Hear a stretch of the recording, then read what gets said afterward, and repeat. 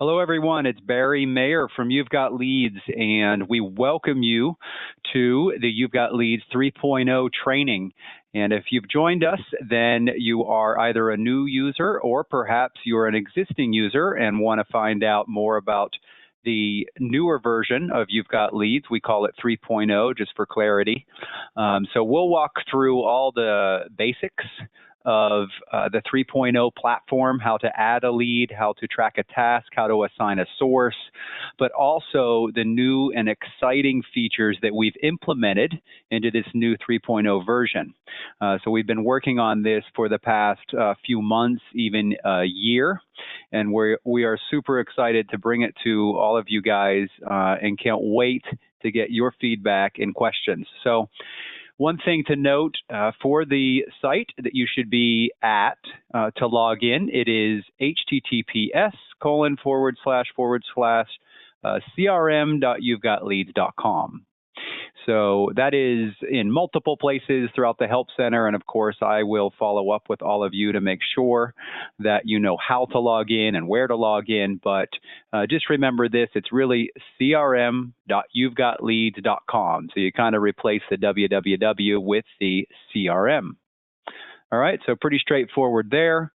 For brand new users, then we should have already sent you the welcome with instructions to set your password. And that is the same process for anybody who has forgotten their password and needs to reset. So if you ever forget password, simply go to the URL that we've talked about, click on Forgot Password, and then put in your email address. Now, this email obviously should be the email associated with your user account. And normally that is your work email address. And then you simply click Send Instructions. That prompts an email to be sent to your inbox. And there you just follow the instructions through the link, and it's pretty simple to set a password. All right, so without further ado, let's go ahead and log in here.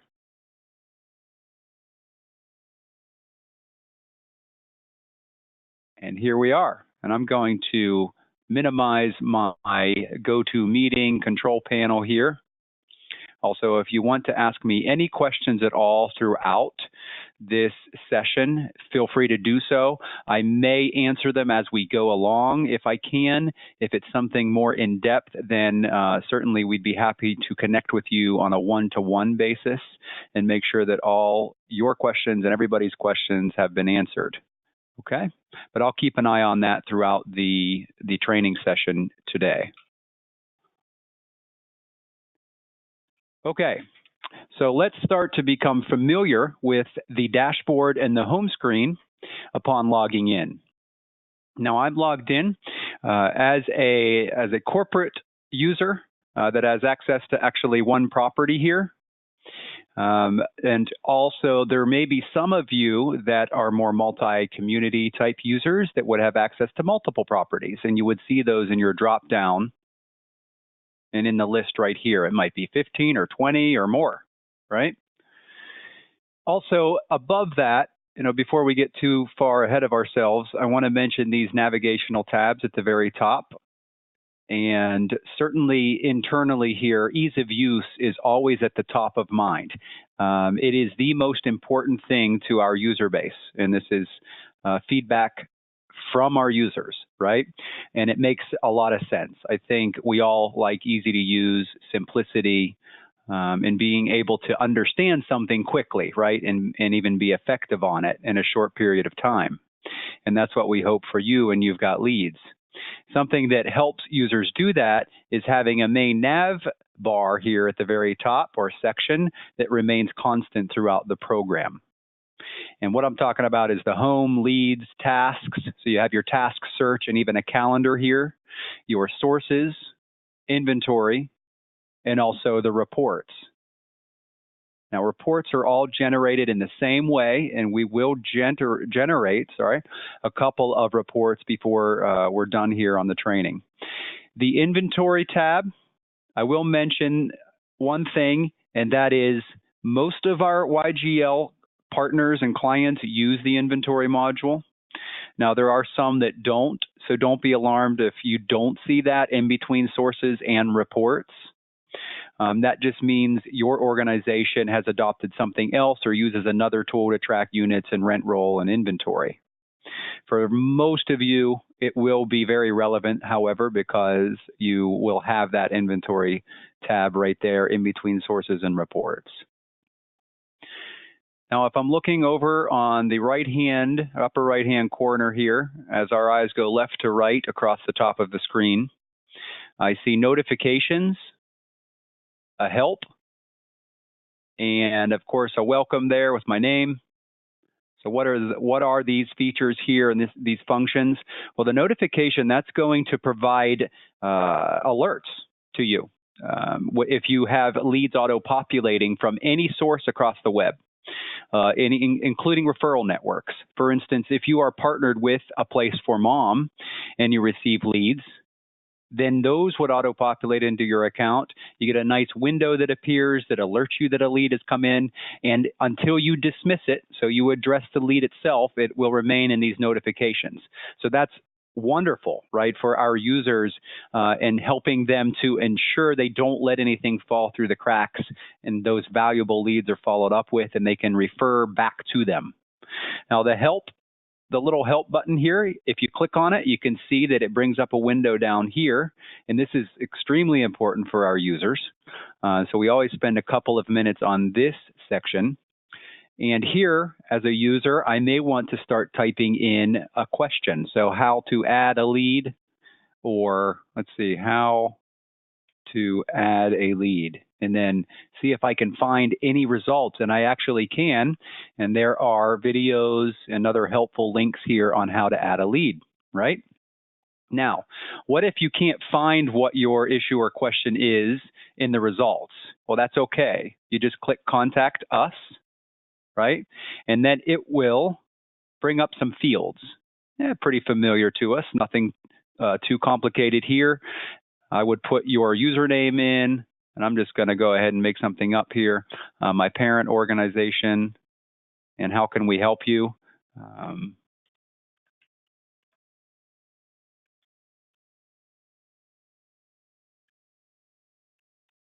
And that's just to let the support team know that I'm just on a training and this is a test, and I'm just sharing with you all how this works. And then once you've typed in text and some context here in the how can we help you, the send button will appear and allow you to click upon it. I click there, it's submitting. I can see the check mark, my message was sent.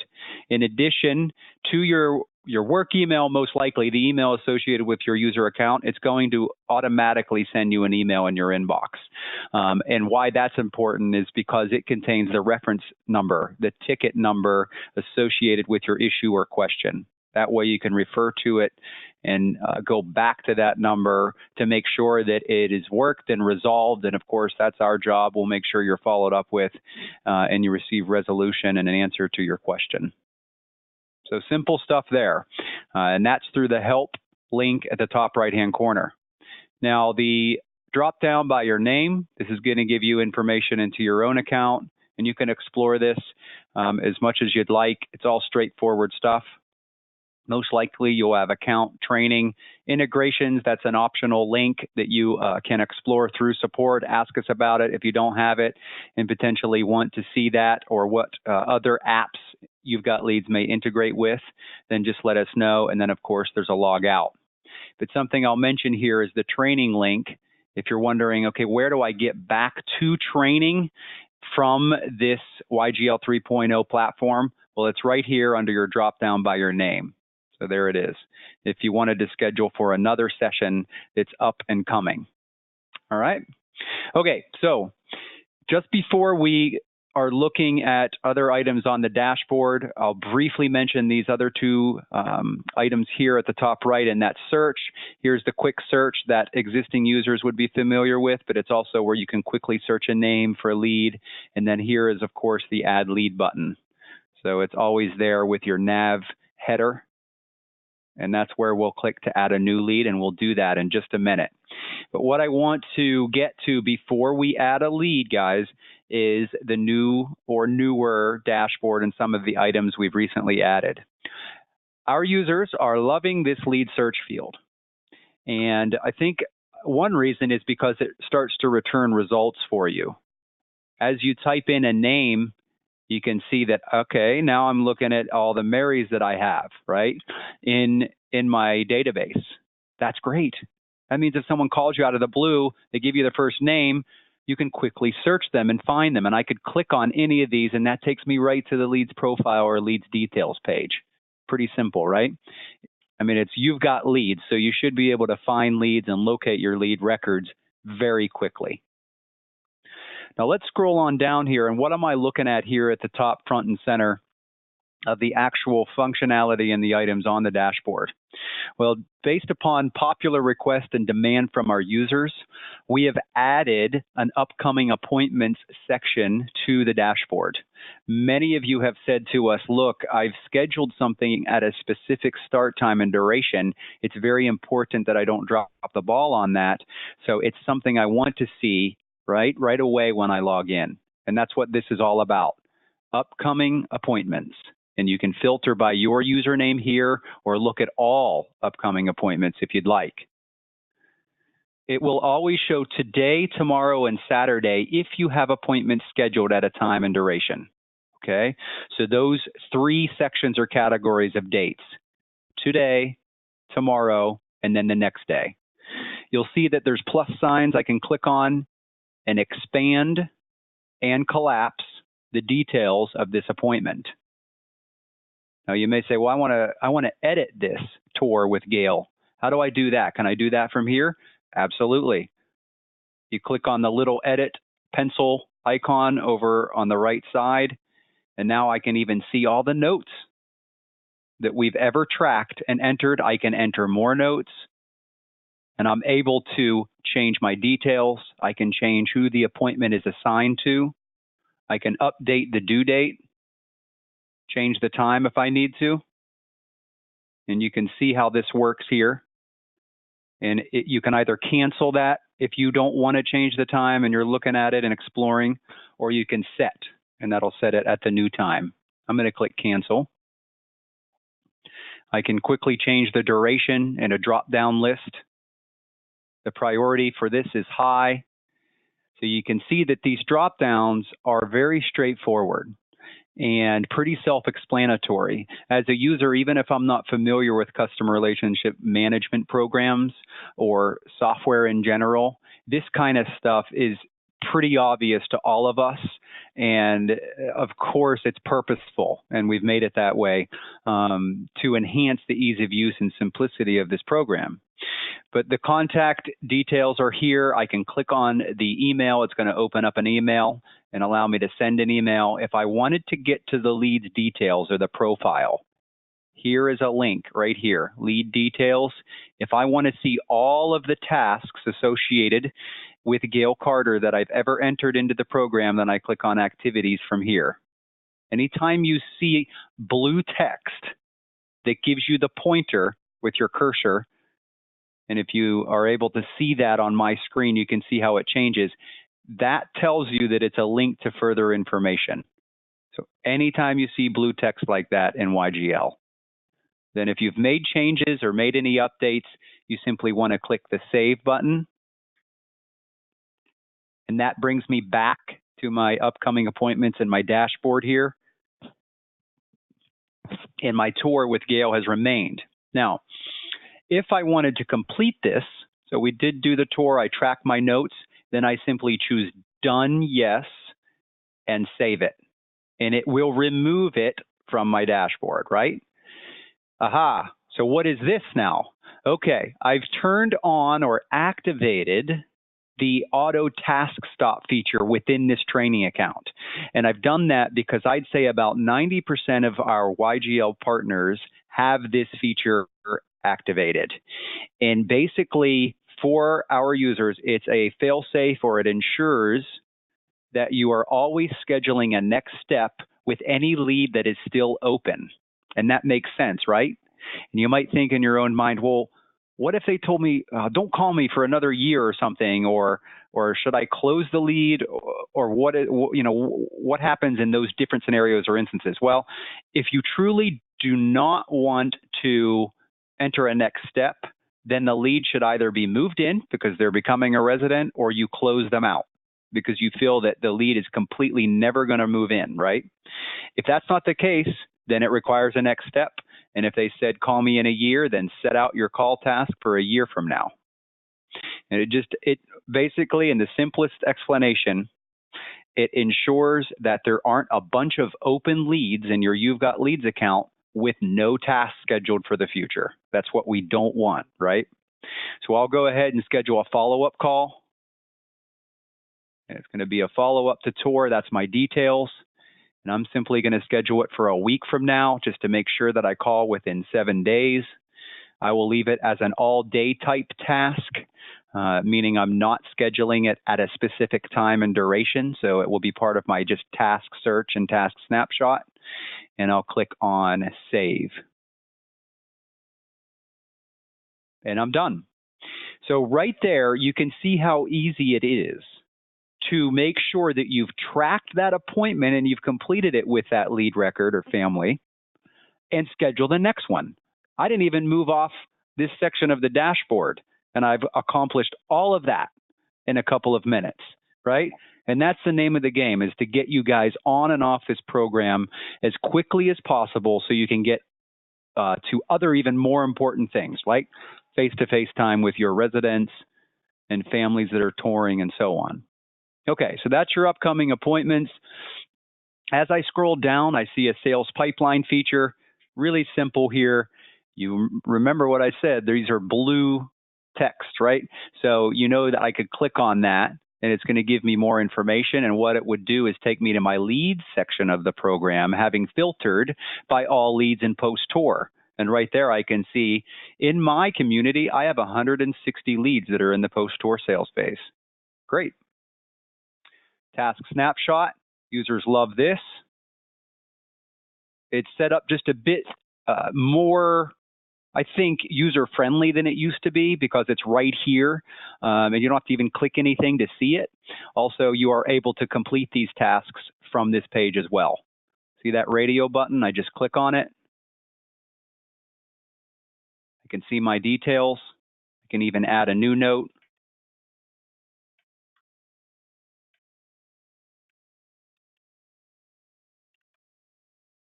Save it. Now it's going to prompt me to enter a next step. If that lead is open, and there it is, just make sure I can go right ahead and track what I'm going to do next.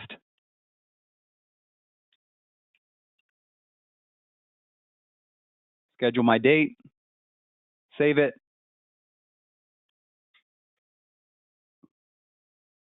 And I can move on to my next one.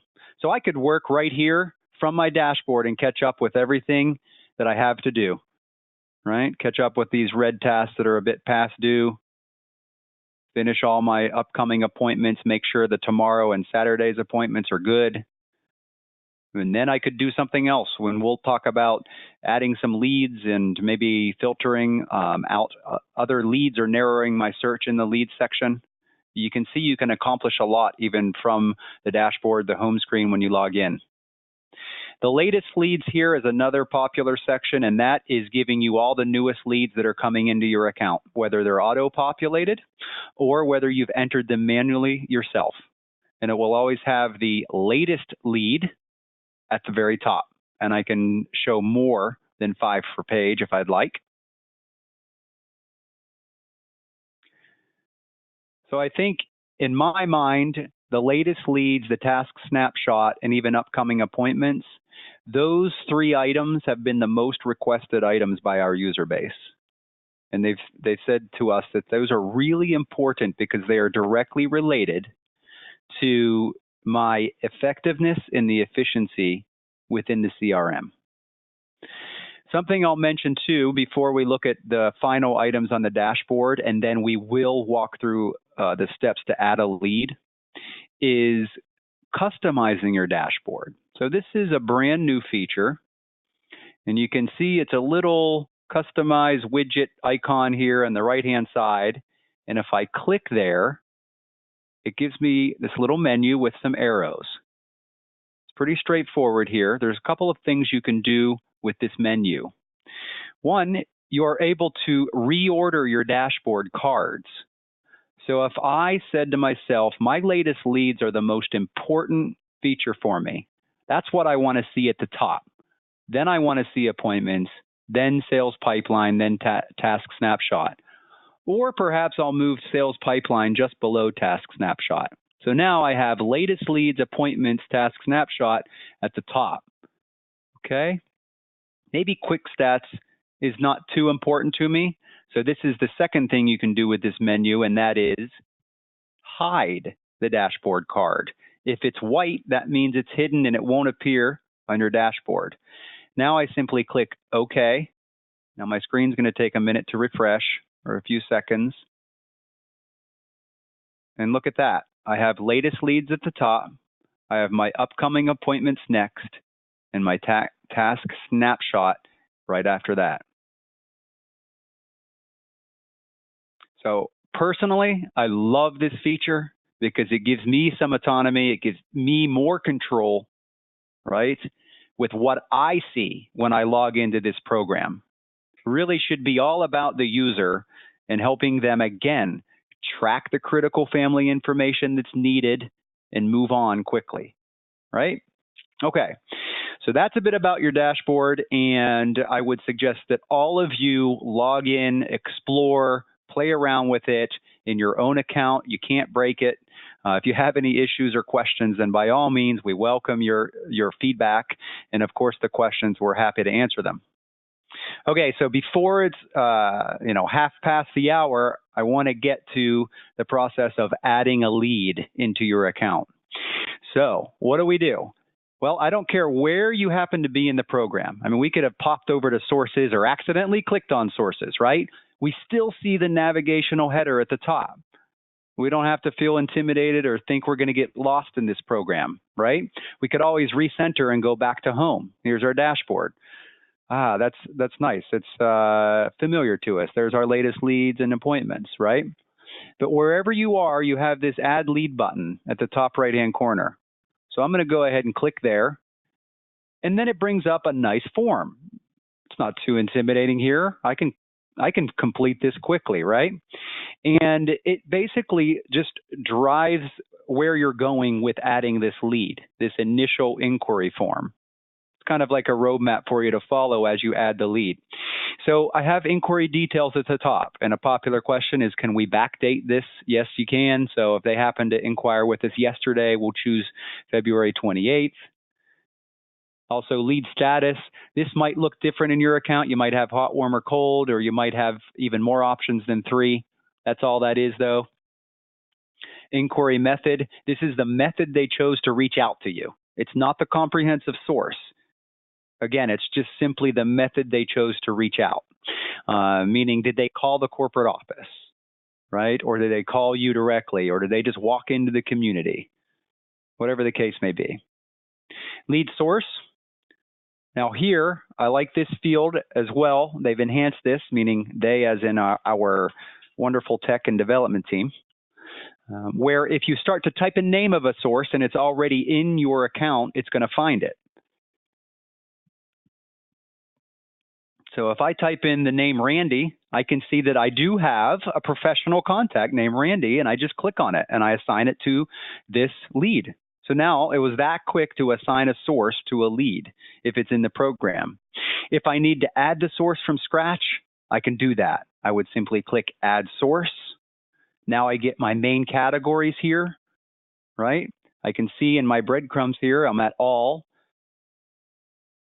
And I have advertising, drive-by, family, friend, et cetera, So perhaps we want to choose a special event. Maybe it was a trade show. Excuse me. Now, what if it's not listed here? So this person actually attended another event. Well, I can click Add New Source. Aha, I just put my title here.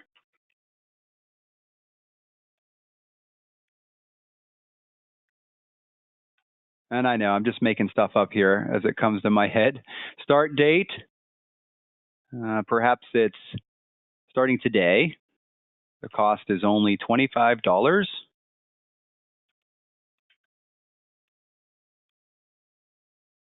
and we can save it.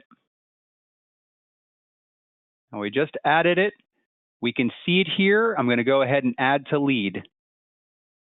Now I've tracked a supporting source to Randy as the professional. Maybe Randy has a relationship with this lead we're going to add, right? So we, of course, want to give him credit for bringing them to us. But they also said, hey, I saw your backyard barbecue flyer. And so you want to give credit to that too. But another good point to make, I think, with this process is I did not have to see a break in the action or interrupt what I'm doing here overall, and that's adding a lead to even create a source from scratch. I mean, that's huge. I would say a lot of programs would make you back out of adding a lead, go add the source, and then try to start over. You don't have to do that. It's very logical. Straightforward, linear, logical. That's what we're going for here. Now, primary contact, we'll go ahead and enter a lead here. I'm always trying to think of new names.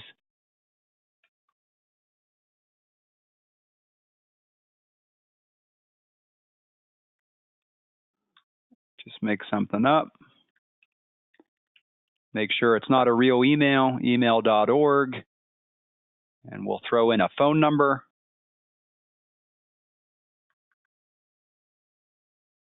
And these fields are significant, guys, and why we've chosen these fields to be on this initial inquiry and lead, add a lead page.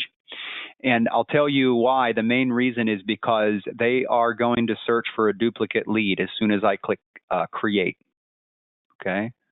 So I'll say that again. They're going to search for that dupe in the system. If you forgot to search before you add the lead, then you've got leads will do its best to, based upon a certain score, alert you that there's a potential duplicate already in the system.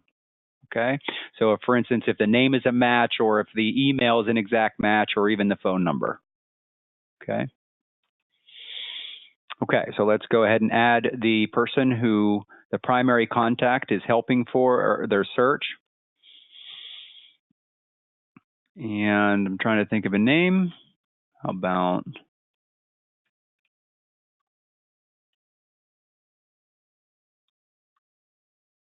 work phone? Maybe there is no work phone.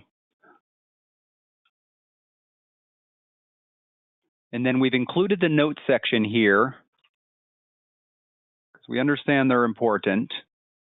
And let's say you're on the phone and the person is talking pretty fast or they're not giving you much information, right?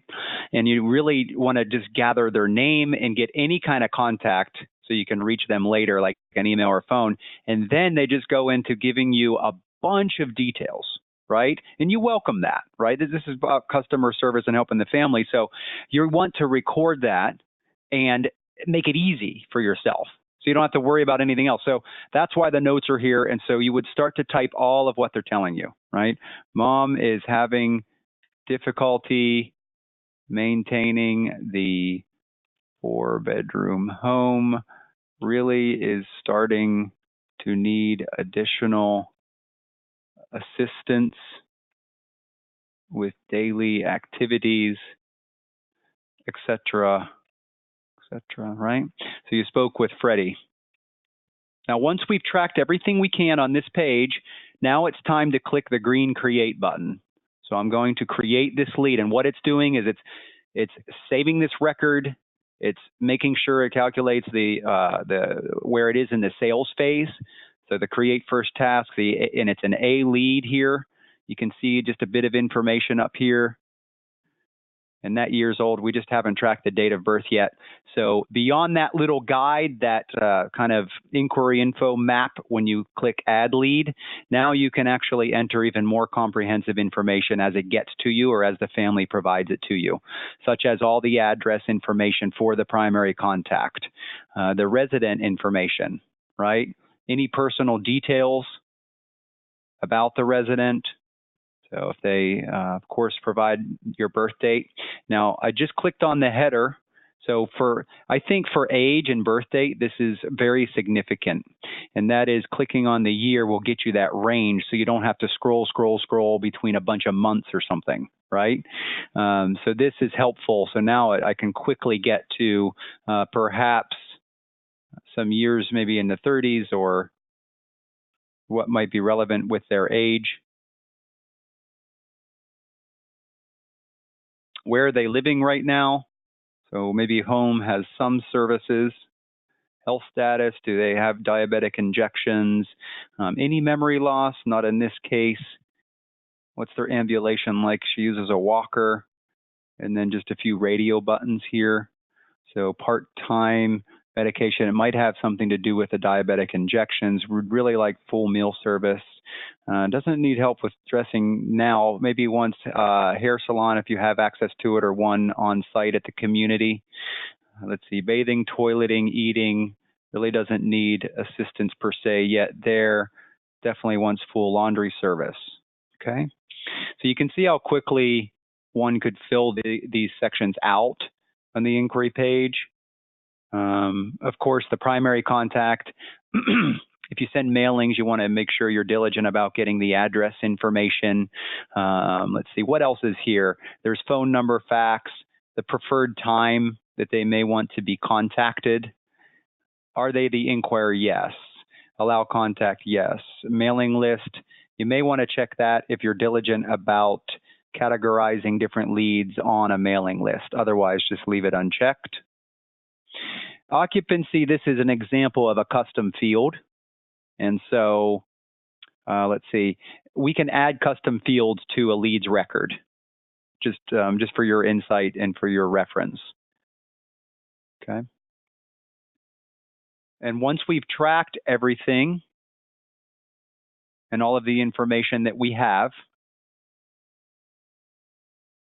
and I'll go ahead and keep doing this. I want to be as comprehensive as possible on this training to give you guys the information that you need. Hot buttons. This is not, again, the comprehensive notes section. However, our dev team did enhance the hot buttons, and so that they will be searchable from the leads field, the lead search field, which is awesome. So many times users have asked us, hey, can you search hot buttons and filter by hot buttons? Just key terms, so terms or whatever text.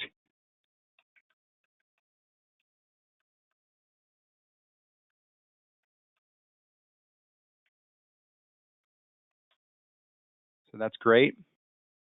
Anytime you click save, anywhere, in any section, beneficially, it's going to save the entire sheet, right? So, of course, it should work that way, because I know I would probably not remember to save every section individually. So we just put a save button in multiple places so you don't have to go searching for it. All right, just mentioning that. So that's good. Financial information. Yes, we're very lucky this is not a complicated accounting system. If we've seen those, and I have, believe me, they're not fun to work in very often.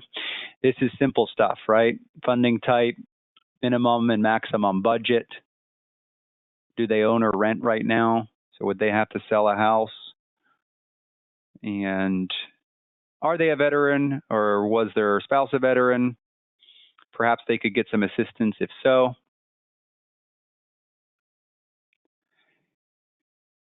Okay, so the last section in your entire inquiry information details,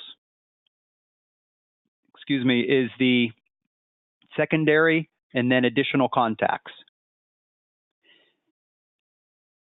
So you'll have primary contact, your resident contact, and then secondary contact.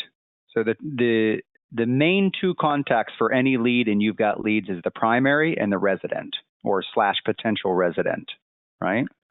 A lot of times the primary contact is the son or daughter or the adult child. It might be the person themselves looking to move in. And then beyond the primary and resident, you very well may have a secondary contact, like a sister, brother, maybe a cousin or other close family member. Now, any contact beyond primary, resident, and secondary, those are called additional contacts. Okay. And you can add as many additional contacts to a lead record as you need to. And that's it. That is your lead details page. So I'll save that again. Now, if I tried to click off of this, well, let's see what happens. Let's test it.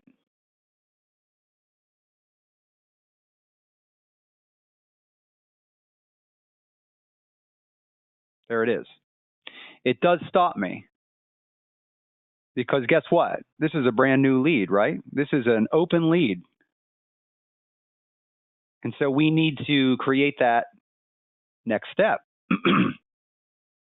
So let's talk about that. This is extremely important within the You've Got Leads program. And I know we're right on task here, or we're right where we should be within the training session. So we've talked about the dashboard, and we've talked about the main nav bar at the very top, right? We've added a lead to the system, our friend Freddie here.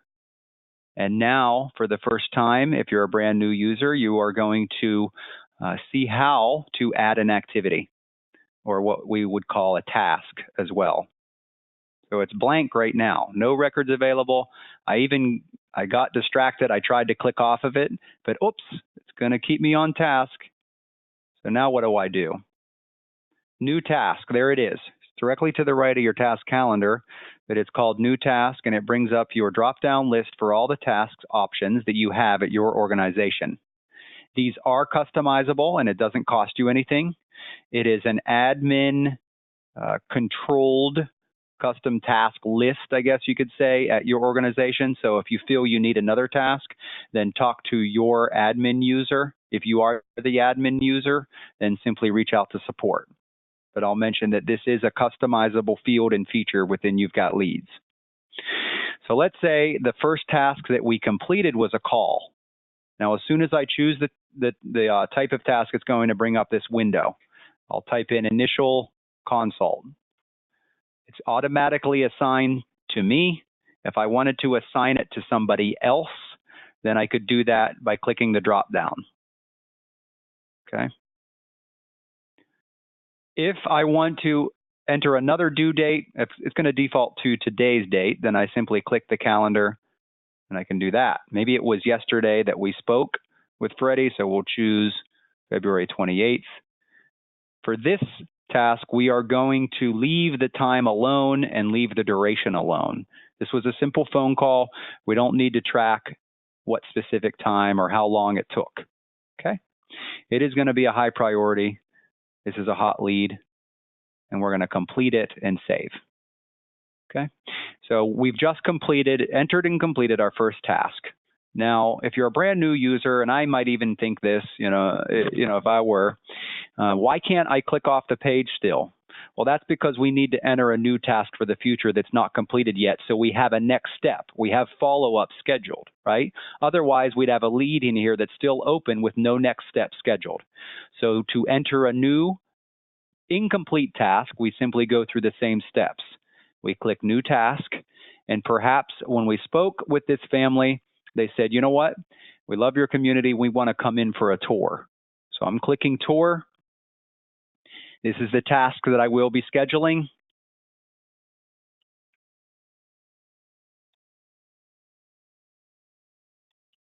Okay, Vinny's going to be along. Assigned to, I'm going to leave the assigned to Barry Manilow. Due date. They said, you know what? We want a tour on Saturday. And since this is a bit more significant type task, it's not mandatory in YGL, but as a user, I would think I would want to track the start time and my duration to this type of task, right? I mean, this is a tour. It's not a phone call that you hope to get to. This is a tour that you promise to be there to greet them and walk them through the community at a specific time, right? So we're going to say, okay, great. Maybe they want to tour with us at 3 p.m. Now remember, in You've Got Leads 3.0, once you've chosen a time, you must click Set. It's a big purple Set button here. So I've set it at 3 o'clock. Okay. It'll automatically know your time zone. So don't worry about that. I'm going to say high priority. And the duration, super easy. Just go ahead and estimate the duration. Maybe it'll take me an hour. Okay. It's done. No, not done. We want to leave that as an open task, a scheduled task, right? Because we have not completed this tour yet. It's scheduled for the future. And then there's our familiar save button. We are going to save it. There's our next step. Okay, we got rid of our red triangle with the exclamation point that stopped us from moving on. Awesome. So you can see that you just entered a task into You've Got Leads, or you created a lead, right? Or watched a lead creation, and then we've entered a task that we've already completed and one for the future. The only other step that you might want to take while you're on this page is if you had additional comprehensive details and notes to track about the lead, right? So maybe it's upcoming tour. Be sure to share our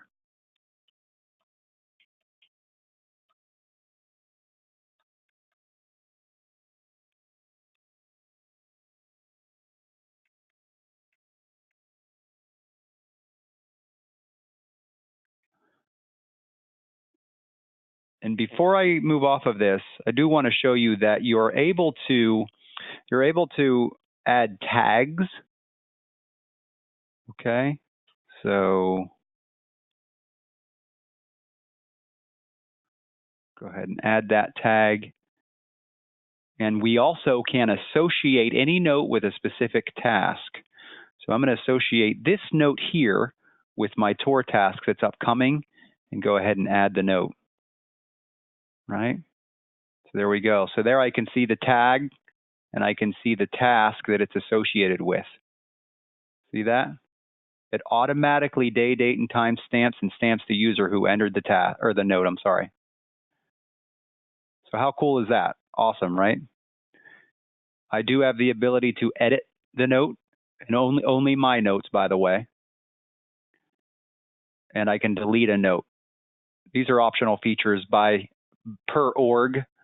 So if you don't see that, that just means your organization has not activated those, but it obviously doesn't cost anything. It's just driven by your admin choices.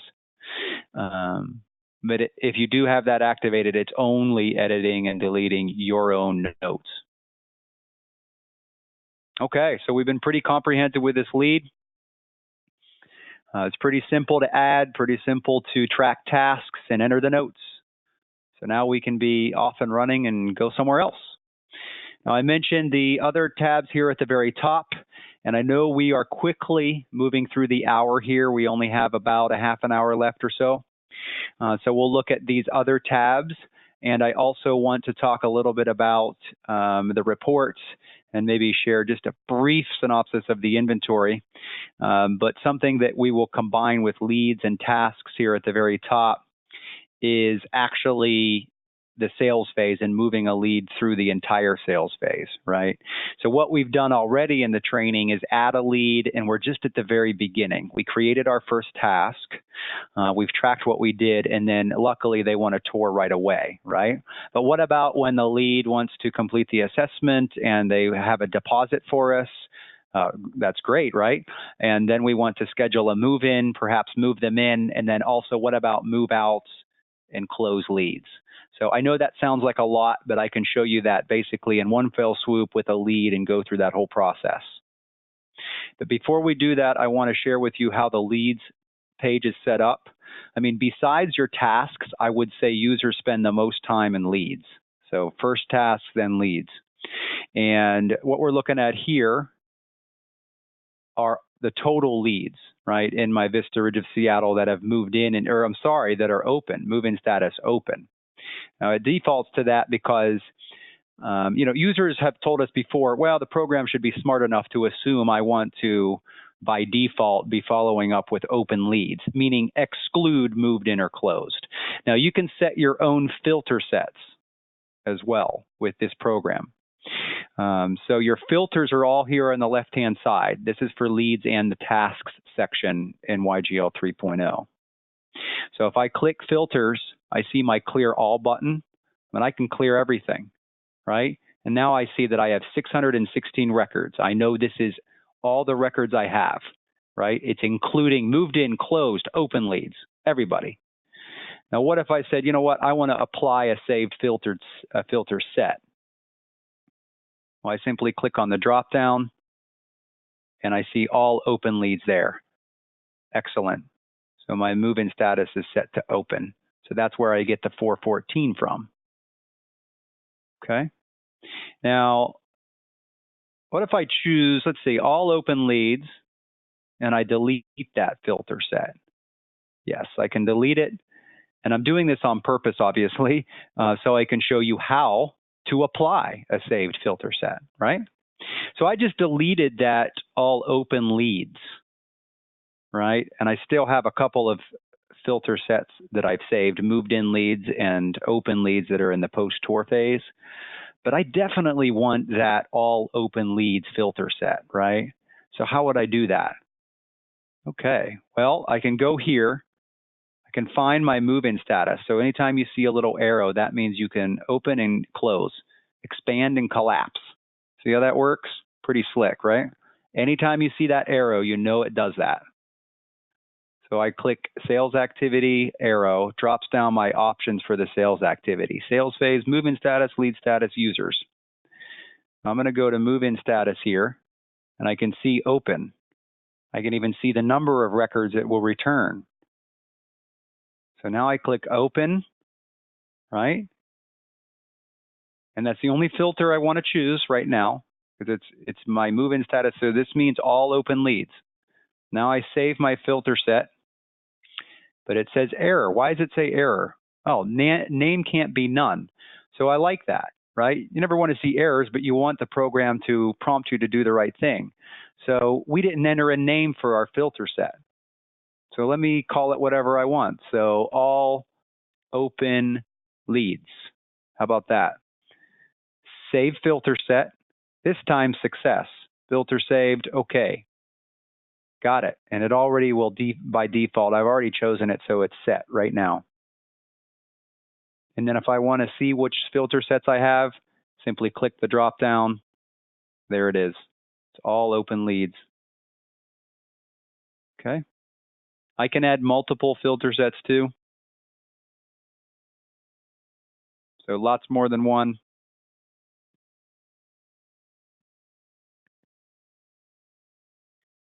And it may seem, a little involved, but I can assure you that once you do this once or even twice, it'll be old hat to you. You'll know it. You'll be able to teach it and show it to somebody else.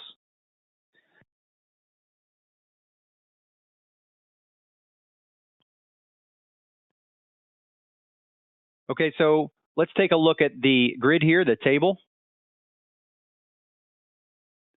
So these are all the leads and when they inquired, so it'll default to your latest leads at the very top.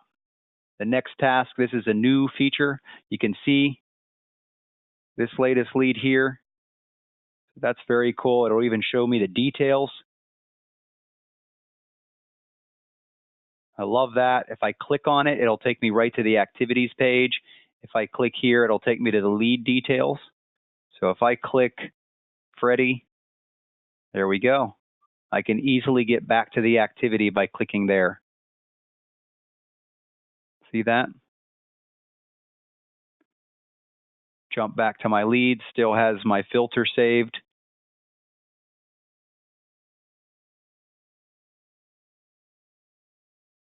And if you want to quickly search maybe more common type filters like first name, last name, phone, zip, email, aha, there's hot buttons. I don't know, guys, I haven't even tried this yet. It's working. If you remember, I typed in YGL 3.0 and the hot buttons for the lead that we added, right? So if I go there, I can see it.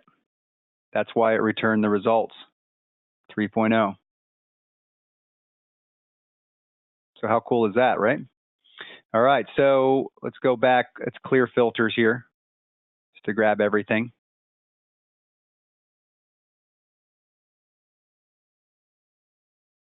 All open leads.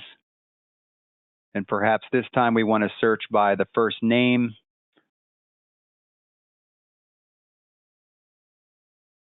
And this gives you some indication of how you use the search features within the Leeds tab. So I know it takes a little bit of time during the training, but I think it's important to start to see how to filter and sort within this program. And so it will find all the Johns within your database, whether it is a primary contact, a resident contact, secondary contact. As you can see, here's an example. So for the first time, you've got Leeds will search through all secondary and additional contacts when you're searching the name. So that's wonderful. You might not remember if it was a primary or resident, right? But you know there was a John associated with that family record, and you can find it. And this Xavier Paul and Fran Jenkins, here's a perfect example. John Doe is the secondary contact, and it's still returned in the search results.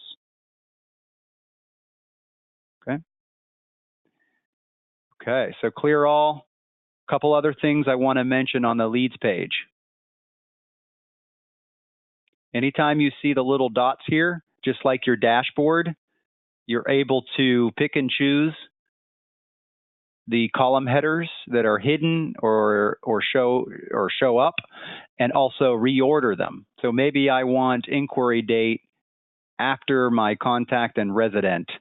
So I just click the arrow, click OK, and there we go. There's my inquiry date.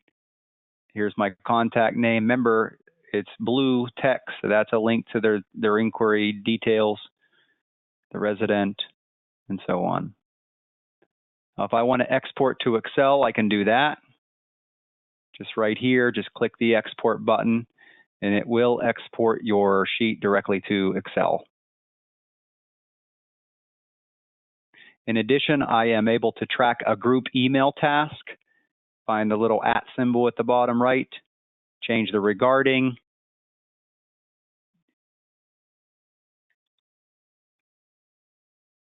and click Add Group Task, and that will complete an email task for all of those 400 records without you having to do it individually. Mailing labels, excellent mailing labels wizard here and feature. Export, creates the PDF right away. Bam, there they are.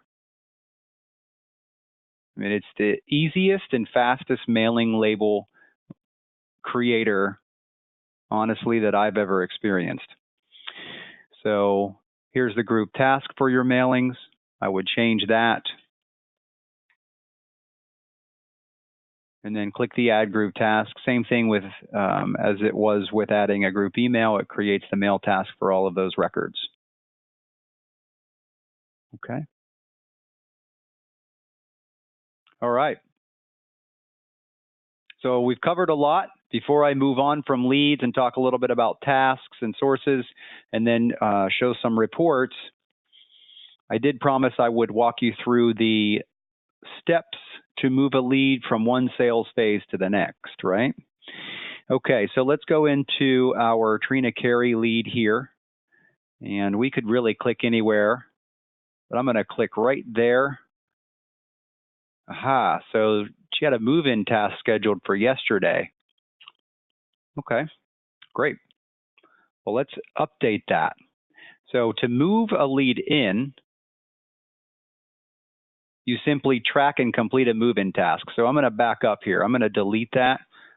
I don't want to lose anyone. So I've deleted it. So you said, okay, great. I'm going to delete this task too, just so nothing's confusing. They called, they want to move in. How do I move a lead from inquiry to tour to move in? So let's say they toured with us already, and it was, let's see, on Tuesday they toured. I'll just click Save It, and we'll complete it as well. Okay. Now, after the tour, they loved the apartment and the community, so they said, yep, we're going to move in. But before that, we are going to give you a deposit. So let's be comprehensive here. So we are able to track details if you'd like.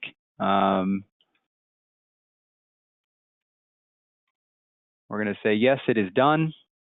Now, certain tasks have a bit more information to be tracked because they're more significant than a simple call or an email, right? Like who left the deposit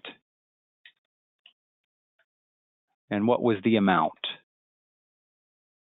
and what was the apartment number. We'll save. So straightforward stuff, right? So we just saved the deposit task.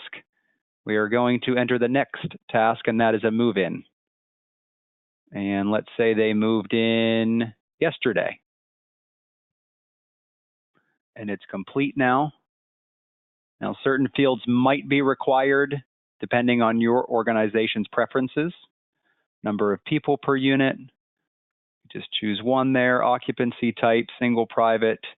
My care type will reflect what preferences I have within my organization. Is it a respite stay, yes or no? And the payer source.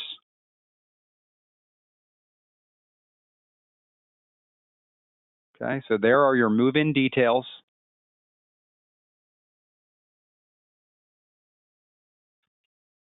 Type in some other details here in the regarding field. Click Save. Now what it's doing is it's updating inventory. It's tracking everything that we've saved and recorded within the move-in details of that task. And there it is. And that is another way to get rid of the stop sign that requires a next step to be scheduled. Remember, that is you either schedule an incompleted task for the future, or you move the person in, or you close out the lead. Okay, so let's take this one step further. And they said, okay, you moved in. Unfortunately, they want to move out. So this doesn't happen very often, I hope. But they're moving out today. Let's see. And there is a specific drop down where we would track the reason why and a destination. Let's say it's complete. So here's where all of that happens. It automatically will record the unit that you had chosen before. Respite, no. Move out reason. Family relocating. Move out destination. Moving in with relatives. And if you want to close the lead, you tick that box. If you don't close the lead and you move them out, then it will become an open lead again. So if you said, well, I have move-ins, how do I open the lead again? That's how. You just move them out, right? Or delete the move-in task. But if they actually moved in, I would recommend not deleting tasks if they actually happened. So you would move the person out. Now, if they truly closed and you know they're not coming back, then when you tick that box, it's going to give you a lost reason, right? And these lost reasons and destinations, those are customizable through the support team. So delete all unfinished tasks. That's just a little option that since I'm closing the lead, if I had other open tasks, because you can have multiple open tasks at once, right? Would you want to delete those? But we know we don't, so I'll just leave it unchecked and then click Save. And that's it. And now our sales phase is closed and lost. Close, lost lead. That's how you close out a lead. You complete a close, lost lead task, or you move them out and tick the box. So you can see that close, lost lead that task is available in your dropdown. So if they weren't part of actual residency or moving in and moving out, and you wanted to close a lead just because they're not financially qualified or whatever else, then you could just choose the task option of close, lost. Okay, awesome. I know it's a lot of information, and a lot of times it just takes seeing it, but then doing it once yourself, right? And then you'll feel a lot more comfortable and even be able to share it with somebody else if needed. Okay, so let's go ahead and click Task Search. We won't spend too much time here just because it's set up exactly like Leeds. And your filters are on the left-hand side. And now we know how to apply saved filter sets. I've created a filter set of tasks incomplete, right? I found that under task status, tick the box incomplete. And so I can see all the total tasks I have that are incomplete. And I may want to start to complete these because I'm falling behind here a little bit, right? So if you click the radio button, you can see the details, enter any notes. It's going to default to done yes, and then click save. Now it's going to prompt me to enter my next type of task.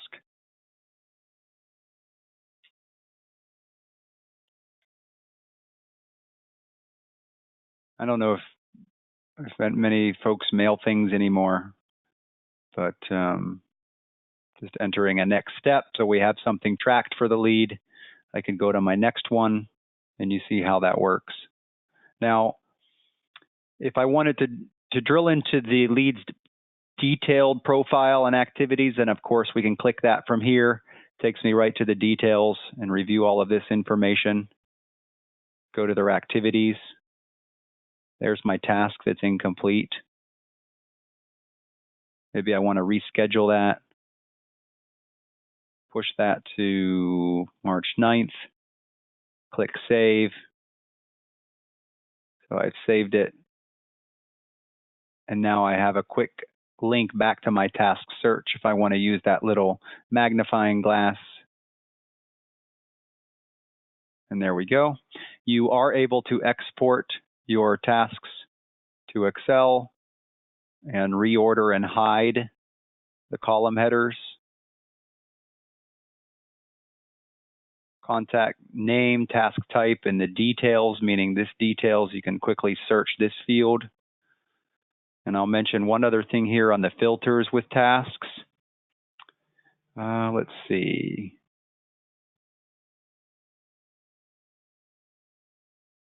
There we go. If you want to search a specific date range, then you would say, for instance, let's say you wanted to see all the tasks, let's see, 30 days after February or February 1st. So February 1st and a custom day of 28 days. Okay. So what that does is it looks forward from your date you chose. So this is important, guys. This works a little differently in the enhanced YGL 3.0. So within 28 days, what that means is it's looking February 1st and 28 days later. So that's the month of February, basically. If I said, well, I want to see 3 months back, then you would choose the start date of 3 months ago and the appropriate within number of days. Okay? So it's really that easy. Now you always have your clear all, so I can clear everything. Wow, there's a lot of tasks, and that includes all my completed tasks, however, right? But I have that applied filter set, so I can quickly get back to my tasks incomplete. And I know I have only 163, so I can continue to complete these tasks. Okay, so that's your task search calendar. Some folks like to work off the calendar instead of the task list. So they go by their weeks, right? I can see a month here. I can look at last month. And I can see I have no tasks here. So maybe I'll start on the 26th and begin to follow up with these. Or potentially, I might want to reschedule these, and watch how easy this is. I can drag those and drop them right to another day. So how cool is that? I could just continue to do that until I've gotten caught up with all of these here, right? Or I could go to my week. Oops, let's get back to some relevant dates here. And I can see all the tasks that I have at a start time and duration. And perhaps I want to move this one over here. Move this one here. This is a brand new feature that I know users will welcome. They've asked about it. It just takes a little time to get it in the program, but now that it's here, I think they'll love it. In addition to rescheduling and dragging and drop dropping activities between different dates, you have the ability to change the duration as well. So for this one, I will find the double arrow and drag it down, and that'll move it to a full half an hour. Okay. Also, if you click on the task itself, if I just click on it, it takes me right to the activities. That way I can address it quickly. I can complete it. It's going to require me to enter a next step.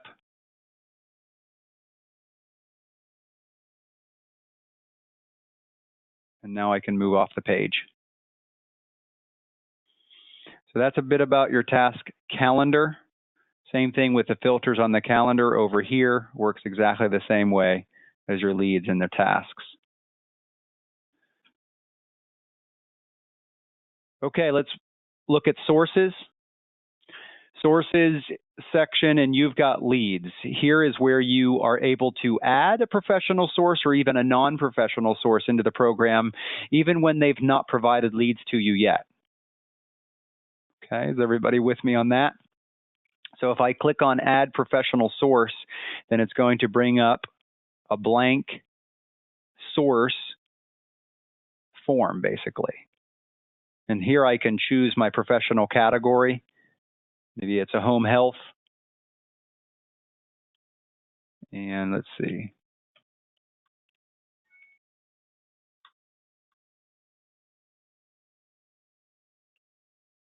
And I won't bore everybody by completing every single field here.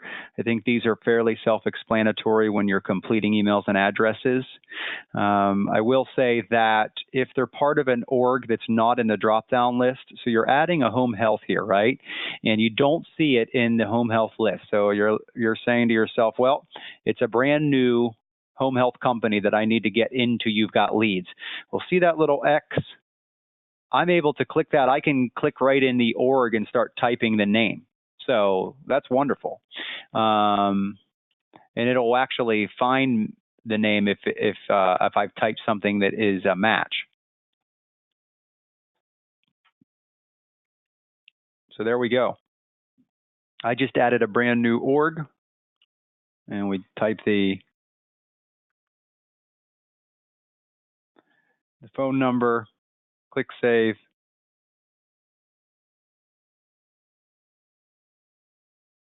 Now we will start to track some details automatically for you, like some great information, date of last referral, number of referrals. Now, most of these are 0 or blank because we just added the source from scratch and they haven't provided a referral to us yet.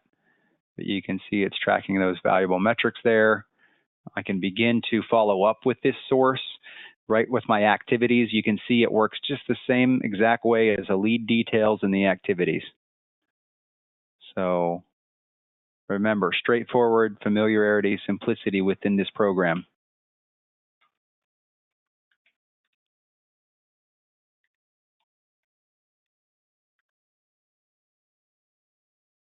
We're going to call him tomorrow. We have some time. Click save. Perfect. Maybe track a note or two.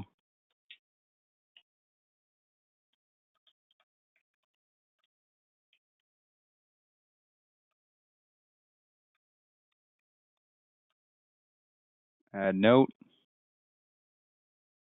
And there we've just added a source and we've tracked a task as well.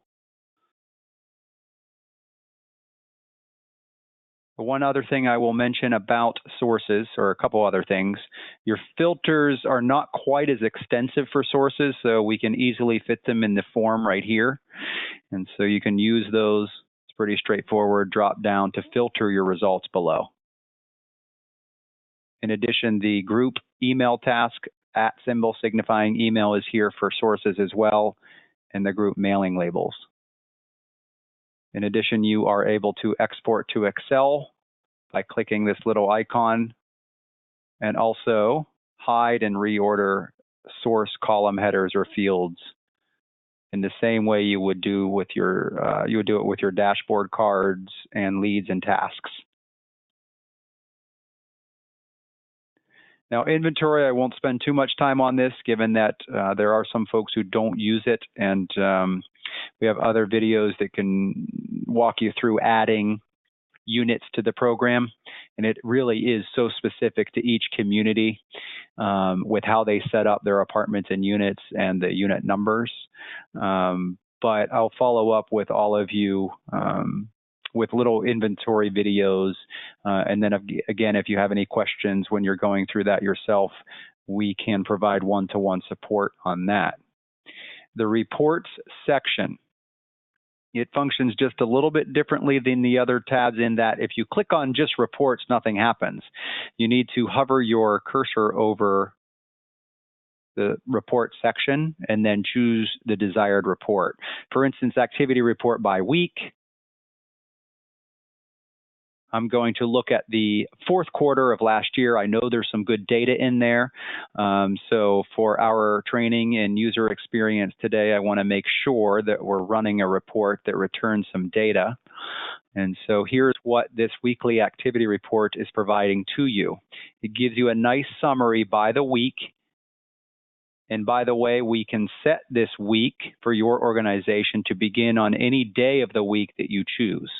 So if you look at reports from Monday to Sunday, or perhaps Thursday to Friday, so you want your reporting day to start on a Thursday or even a Wednesday, then just let us know and we are able to adjust that to your preferences. But the top section is giving you inquiries, deposits, move-ins, move-outs, closed leads that happened in any given week within the quarter. Inquiry follow-up, that's all about lead follow-up. So inquiry meaning lead follow-up. So how many calls did we make to leads in that week? How many call-ins did we get? Emails, mailings, tours, retours. So this is a great report, very comprehensive. I dare say that most users tell me that they have had to create a report that's very similar to this, even before they used You've Got Leads. Okay, so that's just one of the most popular reports within this program. Conversion rates, I think we're all familiar with what conversion rates are. Conversion rate summaries.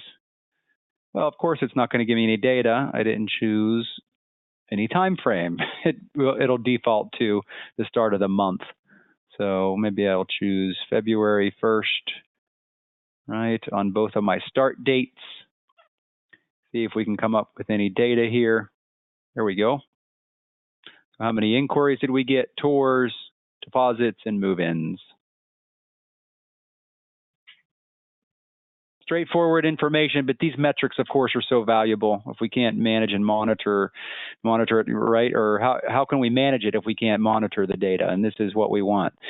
We want to see conversion rates and increase those. Helps with occupancy and getting to that 100%. Your inventory and occupancy reports, if you use the inventory module, these will start to make sense to you. Simple reports that give you the rent roll, basically. It tells you who's in what unit. And remember, we walked through that move-in task and entering the details. That's what drives and populates these reports.